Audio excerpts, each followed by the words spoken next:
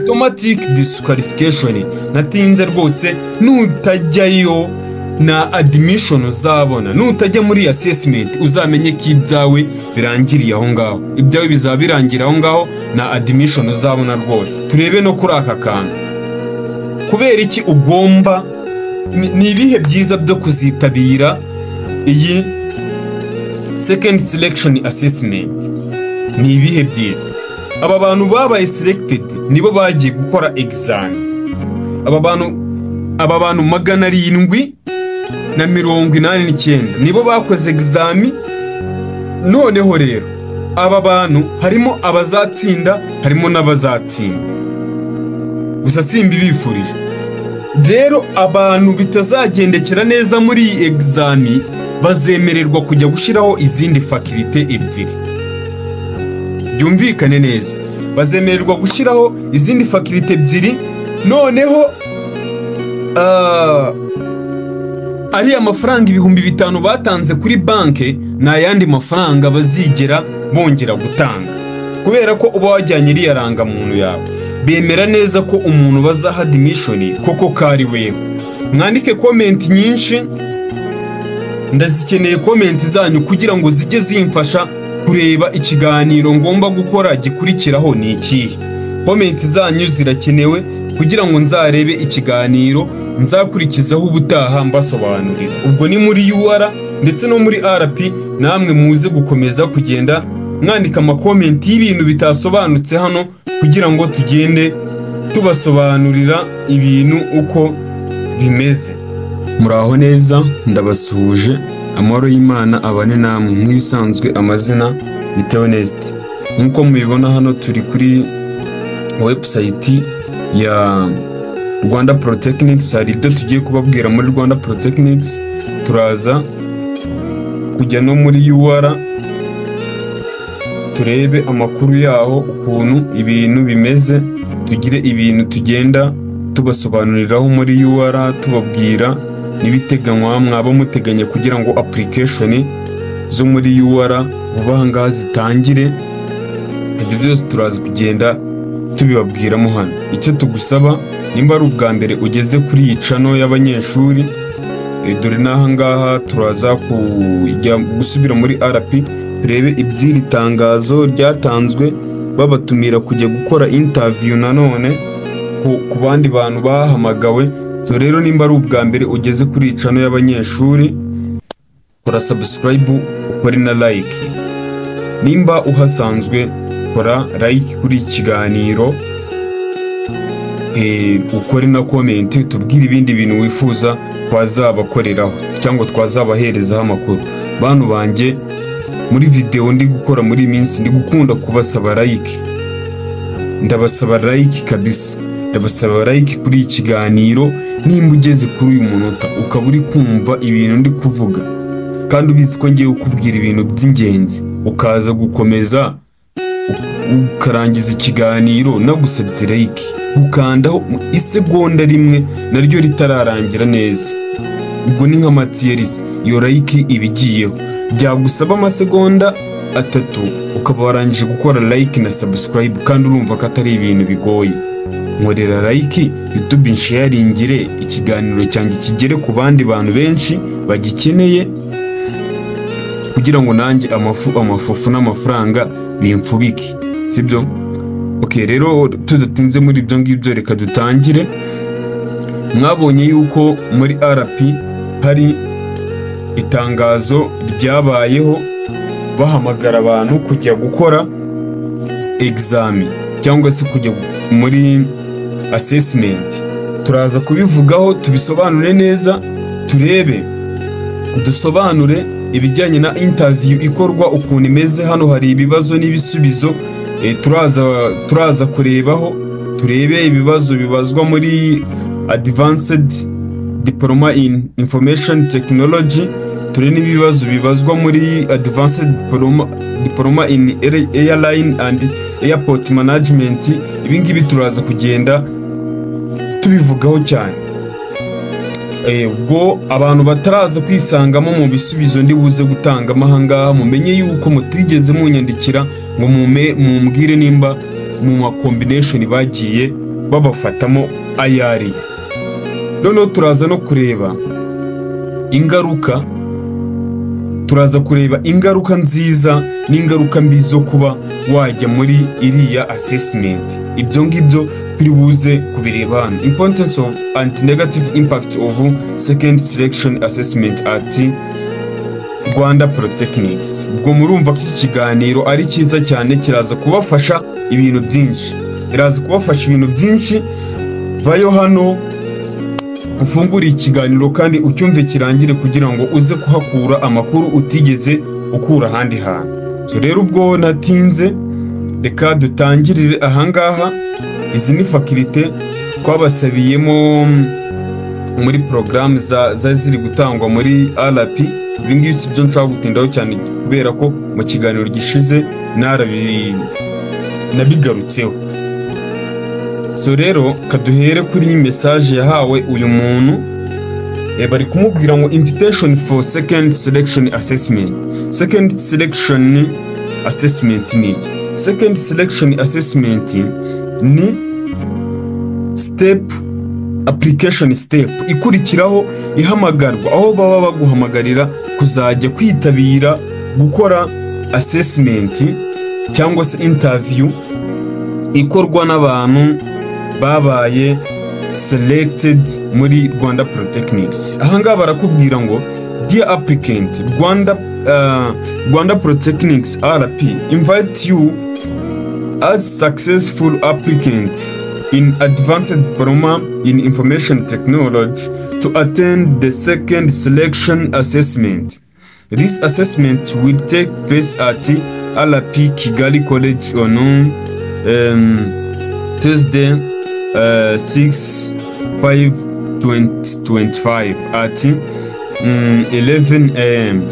Ahangaha bari kukubwira ko bari kuguhamagara bakubwira ngo weho dear applicant, wowe wakoze application muri Rwanda Polytechnics, tugutumiye nk'umunyeshuri cyangwa se nk'umuntu wakoze application ye ikagenda neza kandi akayikora muri diploma in information technology to attend second selection assessment.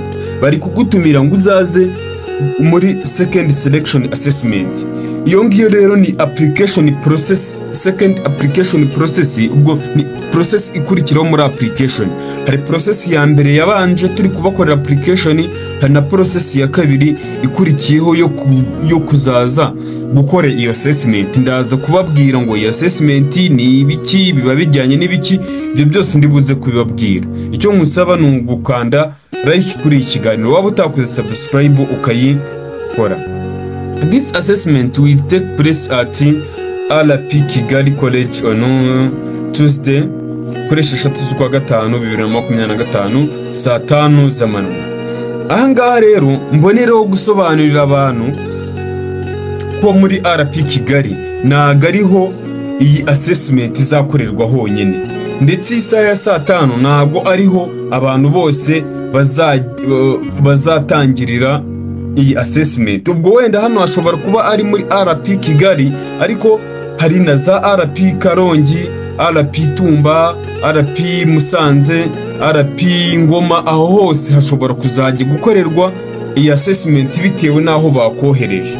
Rero utumva ndi gukora ikiganiro mvuga RP Kigali ukagira ngo nawe uzajya muri RP Kigali. Uzajya ahantu bakohereje kandi uhagerere ku isaha baguhaye. Ahangaha icyo usabwa rero, nimba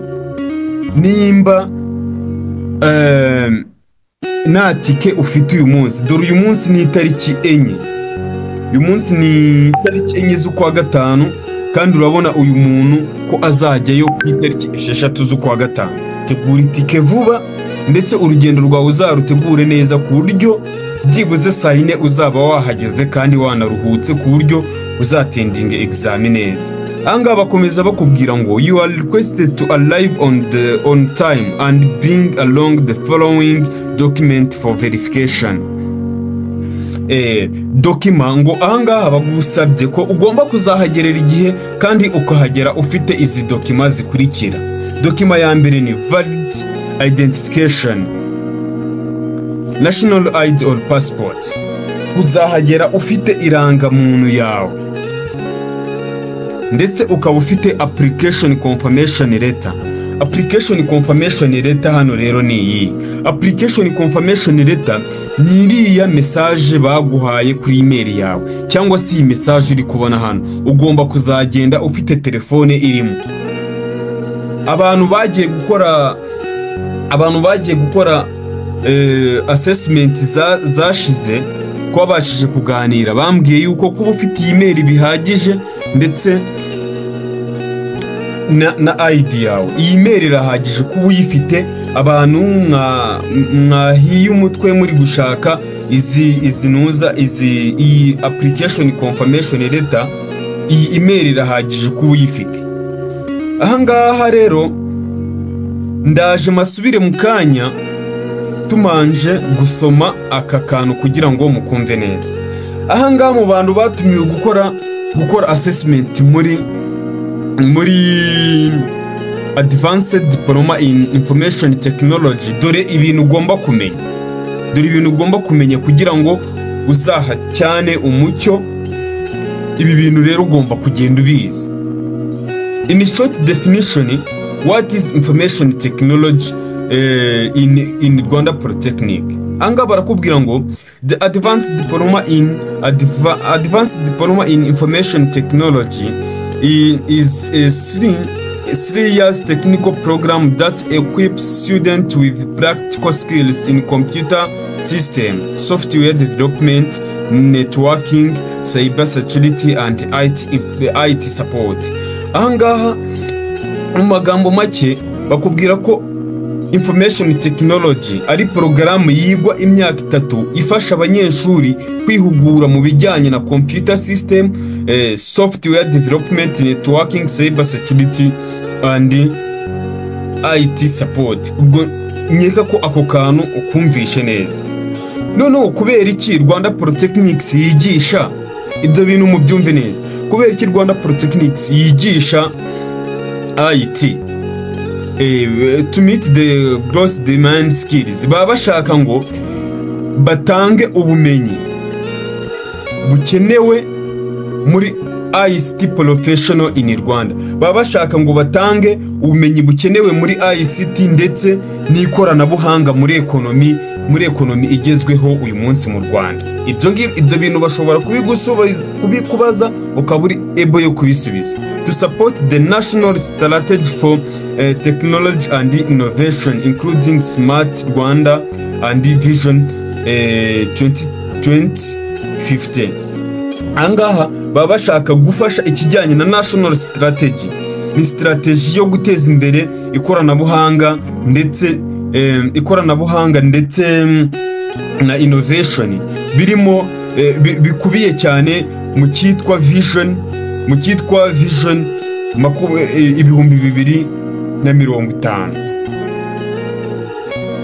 Ubwo hano baba bashaka guteza imbere ikoranabuhanga no guhanga udushya mu gikubiye mu cyitwa vision 2050. Ibyo bintu uzaba uri able yo kuba wabisubiza mu gihe babikubajije, cyane ko babikubaza muri interview.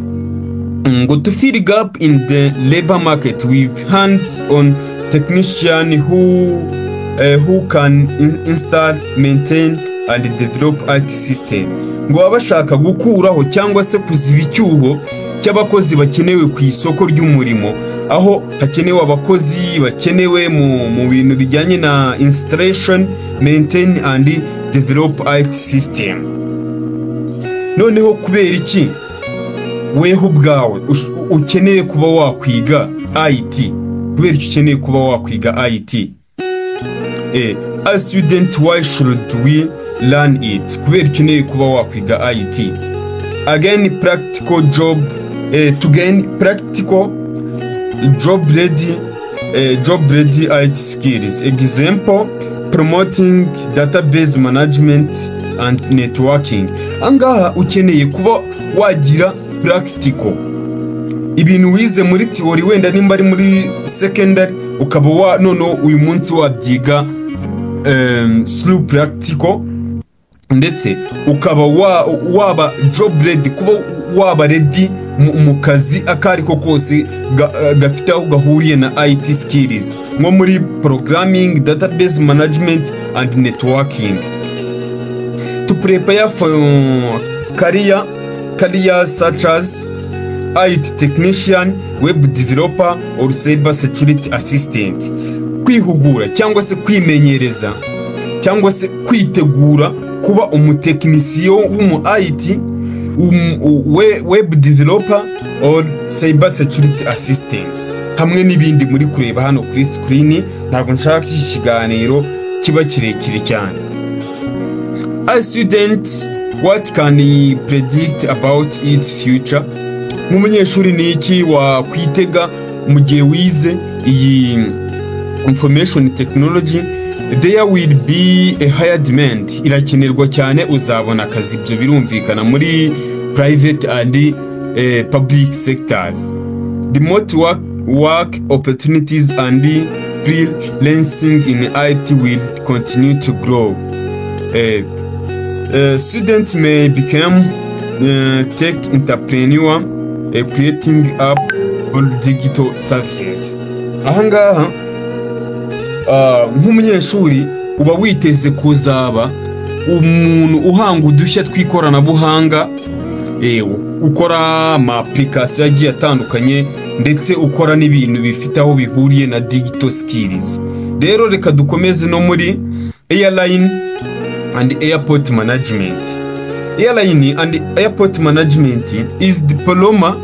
This diploma is specialized program that prepare students to manage airline operations, airport services, aviation safety tracking, ticketing and customer relation in the air transport industry. Ahangaha ku muntu wiga airline and airport management ngo bimufasha kuba specialized, kwimenyereza cyane cyangwa se kwiyungura ubumenyi cyane mu bijyanye no kumanaginga airline operation. Airline operation ni bikorwa bifite aho bihuriye n'ingendo z'indege cyangwa se serivisi zo gutanga serivisi zitangwa ku bibuga by'indege, aviation safety, uruhurirane rw'ibibuga by'indege ndetse n'ingendo z'indege. Ibyo bintu byose harimo nka ticketing, customer relation, kwimenye gukata amatike, customer relation cyangwa se customer negotiation, ndetse na transport bikubiye muri air transport industry. Ubwo rero murumva ko ahantu ibi bintu ugomba kubimenya buryo ushobora kujya muri interview ubizi. Why RPT? Kubera iki RP rero ibyigisha? Baba bashaka support Rwanda growing aviation and tourism industry including Rwandair and Bugesera International Airport. Ahangaha baba bashaka ngo abanyeshuri bimenyereze ibijyanye na aviation and tourism industry. Aviation twavuze yuko ari ibintu bifite aho bihuriye n'ingendo z'indege ndetse n'ibibuga by'indege. Ahangaha rero baba bashaka ngo ube wabyihuguramo cyane ubimenye. Reduce dependence on foreign professionals. Baba bashaka ngo hagabanyuke gukenera abakozi b'abanyamahanga bava mu mahanga bakaza gukora ku bibuga by'indege by'iwacu. To provide local trained staff to can manage ground handling, logistic and aviation customer services. Hano baba bashaka ngo habeho local trained staff. Haba hashaka ngo mwebwe mwasoje kwiga mube bira bintu mube mubifiteho ubumenyi kandi ubumenyi mwarabufatiye inaha mu gihugu cyacu. Who can manage ground handling? Mushobora kwikemurira ibibazo byanyu biri aho ngaho mutagiye gutumiza abatekinisiye bakure cyane ngo aribo baza kubikora. Logistics and aviation customer services. Noneho kubera iki weho ugomba kwiga airline and airport management work in, ubikoramo, uzabikoramo to get skills, uzabikuramo ubumenyi buhagije. Passenger services, ni gute nakira abakiriye. Baggage handling, kureba uburyo ushobora gukemura ibibazo byahabaye. Flight coordination, flight coordination ni nko flight coordination, wenda nimba ukora nko mu ndege, coordination yawe gufatanya n'abandi bantu bari mu ndege mukorana, cyangwa se ukareba nk'ibibazo abagenzi bari mu ndege cyangwa se ku kibuga cy'indege bagiye bagira ibyo bibazo, ukagenda ubikemura neza. Noneho tudatinze cyane reka dukomeze hano. As student, what can predict about its future? Nicyo uzabyitegamo, uzabona akazi. Rwanda plan to become aviation hub in Africa via Rwandair and Bugesera airport increase opportunities. Students can advance to aviation management, flight operations or logistics at bachelor level. There is potential for working international in airports and airlines. Birumvikana uzagenda ubona akazi, uzajya gukora mu bigo mpuzamahanga. Ahangaha Bugesera ndetse na za Kanombe kubera bashaka ko haba ibibuga mpuzamahanga nk'ukuntu za Qatar zigiye zimeze. Rero ibi ngibi bizafasha u Rwanda kuba aviation hub in Africa.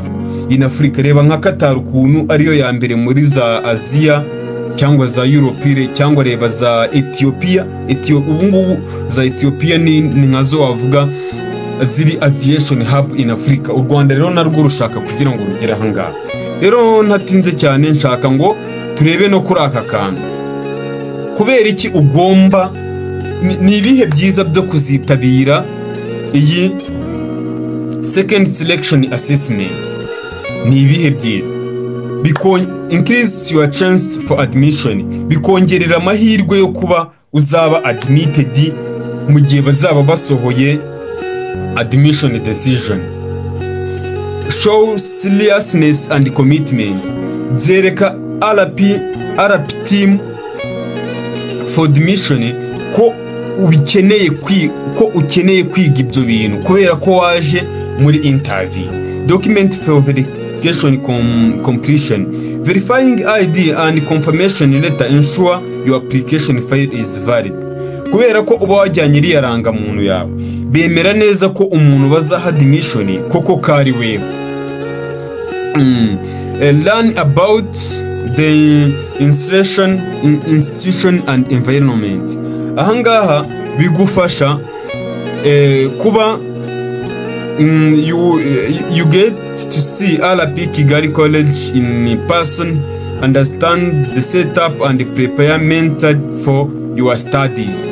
Ahangaha bigufasha kuba wamenya ngo RP Kigali ni hehe, bikagufasha kwisetinga uburyo uzahiga nimba uzahaza kwiga, ndetse bikanagufasha kwitegura kubera baba hari ibibazo baba bagiye bakubaza, bikagufasha kwitegura buryo ki mu gihe uzaba wageze mu masomo, uburyo ki uzaba uri kubigendamo neza. Set up step toward at professional career. Noneho tudatinze ndashaka ngo turebe n'ingaruka mbi zo kuba utajyayo.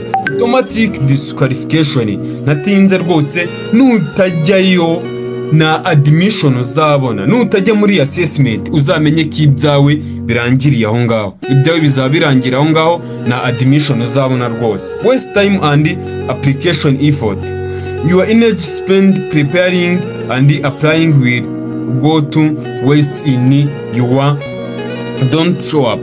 Umwanya wataye uri gukora iyi application, ari amafaranga ibihumbi 5 watanze, ayo mafaranga yose azaba yarapfuye ubusa. Umwanya wabyirukansemo byose, uwo mwanya wawe wose uzaba warapfuye ubusa. Missed opportunity to join RP. This may be your only or best chance to join a reputable public institution.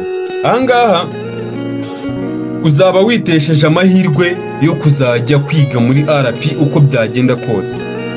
Delay in career progress.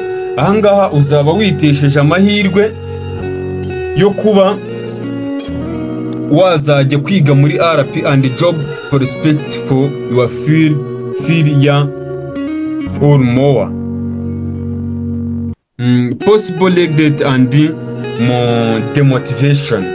Knowing you are invited and didn't attend can lead to emotional regret and discourage future application.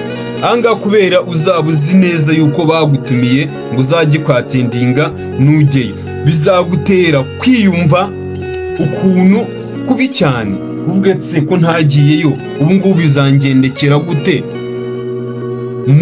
mu yindi step ikurikiye. Ariko nabikubwiye uko bizakugendekera nakundi, uko bizakugendekera nuko batazagufata rwose, ntabwo bazagufata, bazaba barafasha abandi.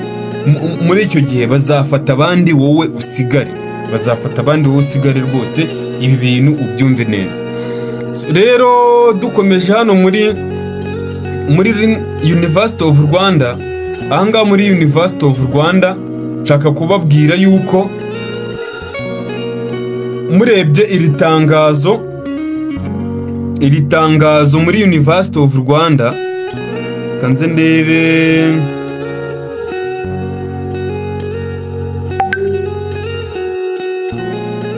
murebye iri tangazo University of Rwanda yatanze ihamagara abasemecesi kuzajya gukora exam. Kanze nuko mbona kari hano,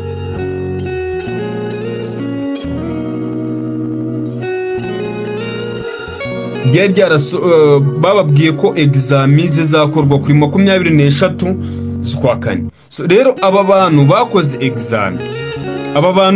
exam ni izi exam bakoze. Rero izi exam bakoze nibamara kubona resulta zavuyemo, nibwo application muri University of Rwanda izatangira. Rero aba bantu babaye selected nibo bagiye gukora exam.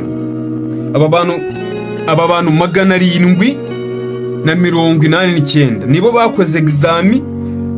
Noneho rero aba bantu harimo abazatsinda, harimo n'abazatsinda, gusa simbi bifurije. Rero abantu bitazagendekera neza muri iyi exam bazemererwa kujya gushiraho izindi faculty ebyiri. Byumvikane neza, bazemererwa gushyiraho izindi faculty ebyiri. Noneho ari amafaranga 5,000 batanze kuri banke na yandi mafaranga bazigera bongera gutanga. Aba bantu rero nabo babaye not selected. Aba bantu babaye not selected nabo bazakomeza application nk'ibisanzwe. Ahubwo nimbuzi ko wabaye not selected, nimbuzi ko wabaye not selected, muvandimwe nimba ugeze ahangaha uri kumva iki kiganiro, nyandikira kuri 078 nimero ndaza kuzishiraho hano kuri screen, ningira ndaza kubyibuka neza. Ejo bundi muzanyandikire ndebe impamvu mwabaye not selected, ndebe nimba hari ikintu nazabafasha, cyangwa nimba application zanyu ari izikwiye kuzasubirwamo neza zigasubirwamo. Kuri aba bantu rero bari incomplete files 61, namwe mugomba kutwandikira tukazareba impamvu muri incomplete files. Ubwo rero nizere yuko ibi bintu mwabyumvishe neza, nizere ko mwabyumvishe neza kandi mwakoze subscribe kuri iyi channel kugira ngo ibintu bizakomeze bigende neza. Rero ahangaha dufite faculty tuzagenda tubasabiramo amasomo muziga. Izi faculty hari abantu mutaramenya ngo muzasaba izihe faculty, urumva mukeneye kutwandikira tukaganira namwe, tukaganira ku bijyanye na faculty zanyu. Mwandike comment nyinshi, ndazikeneye comment zanyu kugira ngo zijye zimfasha kureba ikiganiro ngomba gukora gikurikiraho ni ikihe.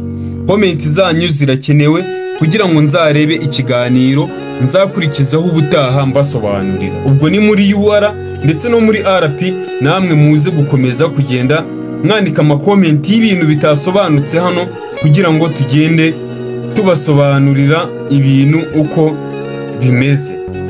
Tugende tubasobanurira ibintu uko bimeze kabisa, kugira ngo ya amafufu n'amafaranga mbifuriza bibafubike. Bye.